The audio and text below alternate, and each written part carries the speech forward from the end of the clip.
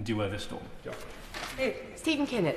Thank you very much, Madam Deputy Speaker. It's a real pleasure to follow the Honourable Member for Ceredigion, and I'd like to congratulate the Honourable Member for Preseli on securing this important debate.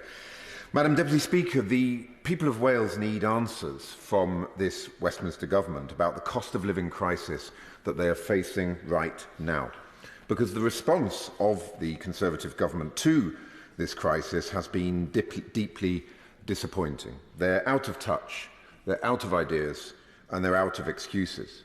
They delayed bringing in the windfall tax on the energy giants. The opposition, we on these benches, had to drag that policy out of them. Meanwhile, they also refused to deliver an emergency budget. And they're the only government in the G7 that is raising taxes during a cost of living crisis. Hard-pressed households and businesses need support in these profoundly challenging times. And Labour has a plan to tackle the cost of living crisis. We would cancel the NIC rise, which comes at the worst possible time and will do nothing to fix the Tories' social care crisis. We would cut VAT on home energy bills. We would cut the red tape that's been created by the Prime Minister's botched Brexit. And we would implement policies to buy, make and sell more in Britain, particularly through commitments such as the £3 billion Green Steel Fund to support our steel industry as it transitions to net zero.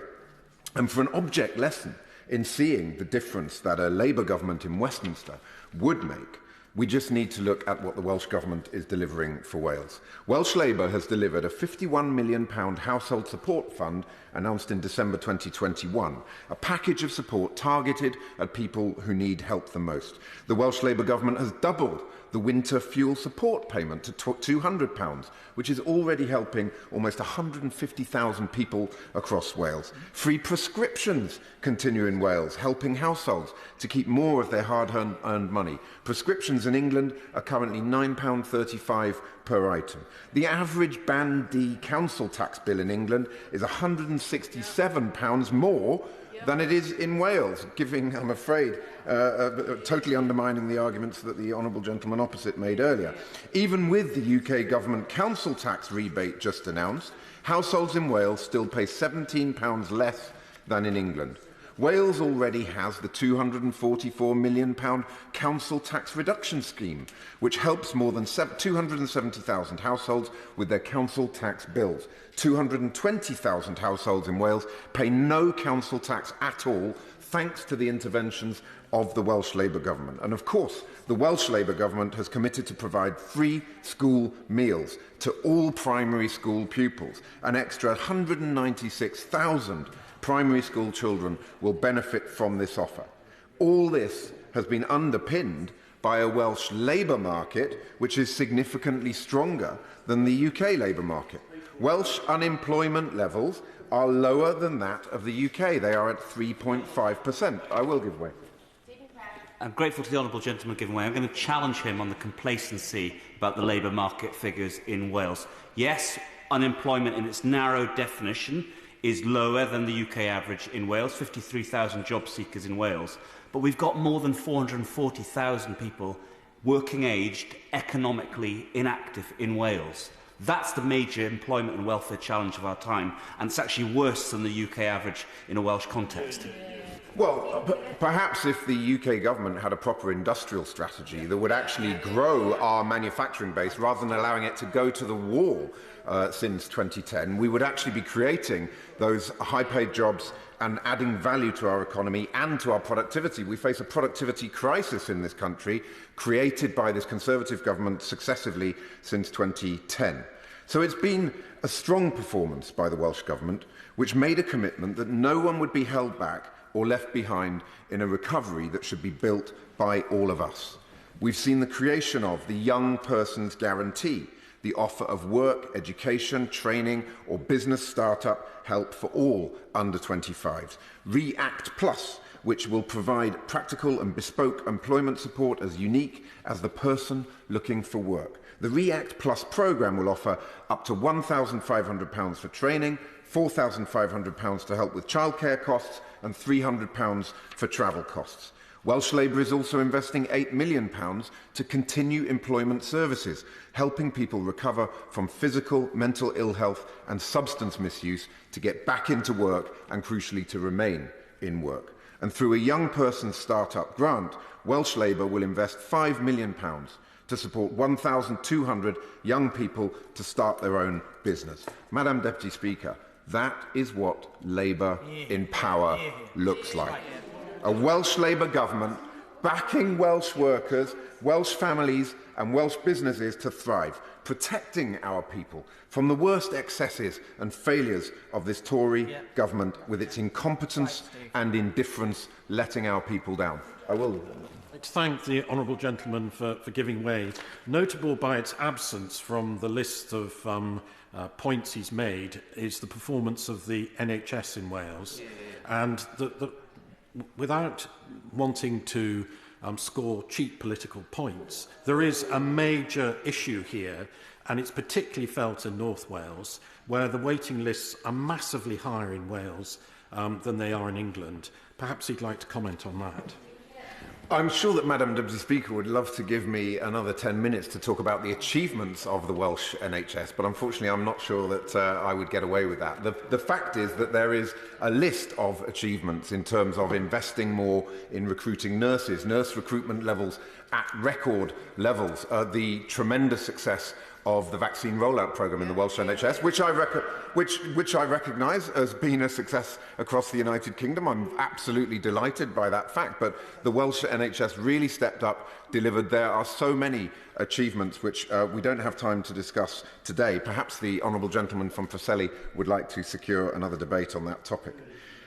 I do feel, actually, for the people of England and Scotland who have not had the support that we've had in Wales. And the answer is clearly for them and their fellow British citizens across the UK to vote to replace this pitiful and debased and degraded UK Conservative government with a Labour government that is driven by purpose, by patriotism and by the national interest, rather than by the self-interest and saving your own skin that we are seeing from this current government.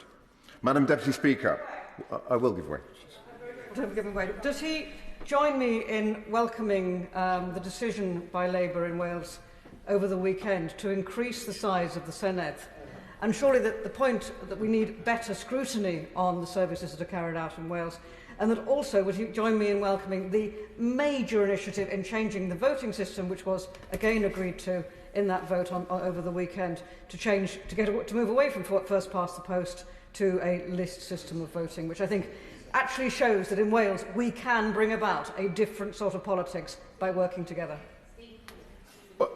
The reality is that in the Senedd, they simply didn't have enough members to hold the government to account, not enough backbenchers on committees, and it's really important for our democracy. Scrutiny is a vitally important part of our democracy, and the Honourable Lady is right on that point. Madam Deputy Speaker, Wales also faces a UK government that has broken its promises to the people of Wales. It's become clear that the UK government, when providing replacement for EU farm funding, is deducting EU receipts due to Wales for work that was part of the 2014 to 2020 Rural Development Programme, meaning Wales's rural communities are £243 million worse off than they should be. This is a devastating blow to those communities. I will give way. Would the honourable gentleman agree that in the last year that agricultural funding was calculated, £337 million was spent on agriculture in 2019 before Brexit, and that in each year afterwards, £337 million is being spent? And if my figures are correct, if they are correct, then Wales hasn't lost out by one penny as a result of leaving the European Union.